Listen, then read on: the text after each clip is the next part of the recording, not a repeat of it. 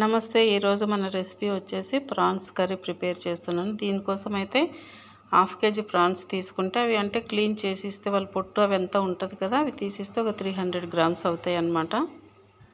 వీటిని మళ్ళీ మనం ఇంటికి తెచ్చుకున్న తర్వాత ఇక చూడండి, వీడియోలో చూపిస్తున్నాను కదా, ఇలా ఉంటాయి అన్నమాట. మధ్యలో ఘాటు పెట్టేసి ఇలా నారల్ లాంటివి వెళ్తాయి, అవి తీసేయాలి. కింద కూడా అలాగే ఉంటాయి, సేమ్ మీద కూడా అలాగే ఉంటాయి. ఈ మొత్తాన్ని అయితే ఇలా తీసి క్లీన్ చేసుకోవాలి, ఒక్కొక్కటిగా తీసుకోవాలన్నమాట. లేకపోతే అదంతా గలీజ్గా ఉంటుంది కదా. ఈ విధంగా కట్ చేసి మధ్యలోంచి పుల్ల పెట్టి తీసేయాలి, లేదా సన్నని చాకుతోటి ఘాటు చేసుకోవాలి. ఇప్పుడు మొత్తాన్ని ఇలా శుభ్రం చేసుకున్నాం కదా. శుభ్రం చేసుకున్న తర్వాత చాలాసేపు కడగాలి వీటిని. ఇక చూడండి, కవర్ మీద వేసాను నేను. ఇవన్నీ నారలే అన్నమాట, కింద మీద వెళ్ళినవి వాటివి.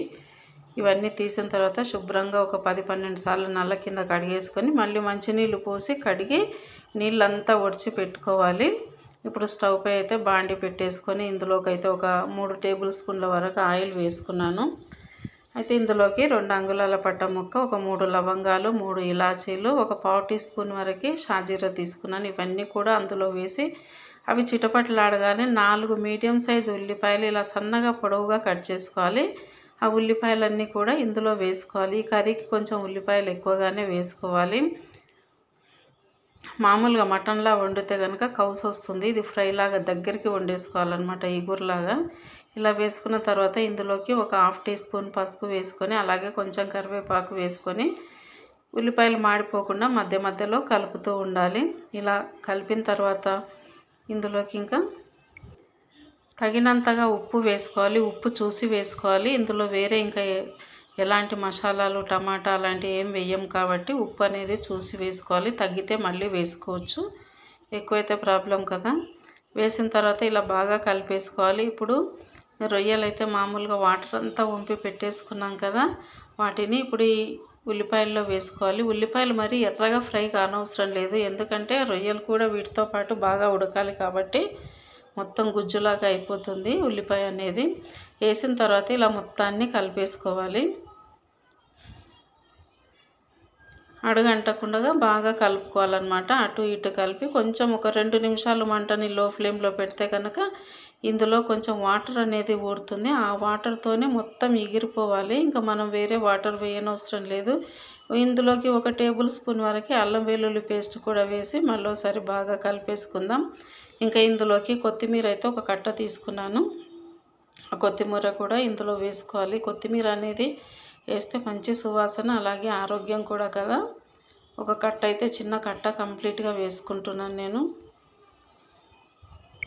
ఇలా వేసిన తర్వాత మరోసారి కలుపుకొని ఇందులోకి కారం మనం తినేదాన్ని రుచిని బట్టి వేసుకోవాలి.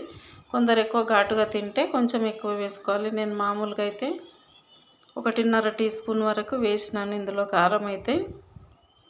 ఈ నీరంతా ఎగిరిపోయిన తర్వాత వేసుకుందాం. 1.5 టీ స్పూన్ వరకు ఇది కారము వేసుకున్న తర్వాత మరోసారి కలుపుకుందాం. ఇది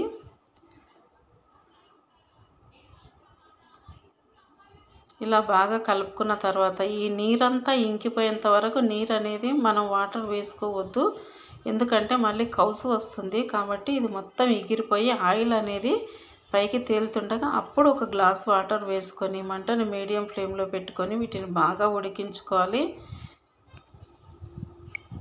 చివరగా ఇందులోకి కొంచెం గరం మసాలా పొడి, ధనియా పౌడర్ వేసుకొని ఇంకా దింపేసుకోవటమే.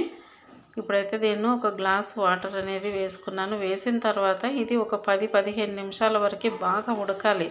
ఉడికితేనే బాగుంటుంది, దగ్గరికి అయిపోతుంది కదా. అప్పుడు మనం దింపేసుకోవాలి. 2 రకాల పొడులు వేసి దింపేసుకుంటే ఇంకా కర్రీ రెడీ అయిపోయినట్టే. తినడానికైతే చాలా బాగుంటుంది, రైస్లోకి కానీ చపాతీలోకి కానీ. ఒక్కోసారి రొయ్యలు అనేవి కొంచెం ముదురుగా ఉంటే కనుక ఫస్టే అవి ఆయిల్లో డీప్గా ఫ్రై చేసి కూరలో కూడా వేసుకోవచ్చు, అలా చేసినా కానీ బాగుంటుంది. Thank you.